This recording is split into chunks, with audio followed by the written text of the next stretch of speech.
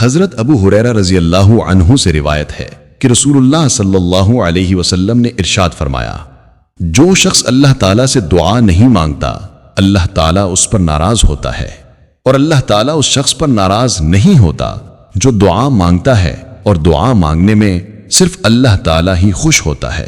اللہ تعالیٰ سے نہ مانگو تو وہ ناراض ہوتا ہے، اور مخلوق سے مانگ لو تو یہ ناراض ہو جاتے ہیں۔ مستدرک امام حاکم 1807۔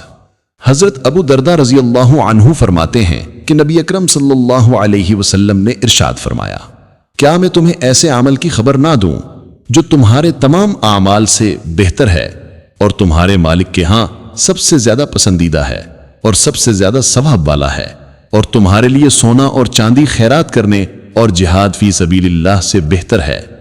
صحابہ کرام رضی اللہ تعالی عنہم نے عرض کیا، یا رسول اللہ صلی اللہ علیہ وسلم وہ کون سا عمل ہے؟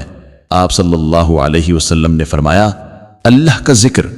اور حضرت معاذ بن جبل رضی اللہ عنہ فرماتے ہیں، آدمی کا کوئی عمل اللہ تعالیٰ کے ذکر سے بڑھ کر اس کو اللہ کے عذاب سے بچانے والا نہیں ہے۔ مستدرک امام حاکم 1825۔ حضرت ابراہیم بن محمد بن سعد رضی اللہ عنہ اپنے والد سے، وہ ان کے دادا سے روایت کرتے ہیں کہ ہم نبی اکرم صلی اللہ علیہ وسلم کے ہمراہ موجود تھے۔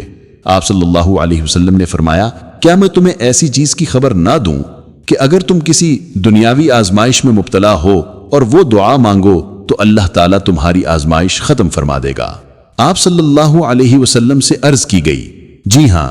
آپ صلی اللہ علیہ وسلم نے فرمایا، حضرت یونس علیہ السلام کی دعا لا الہ الا انت سبحانک انی کنت من الظالمین ہے۔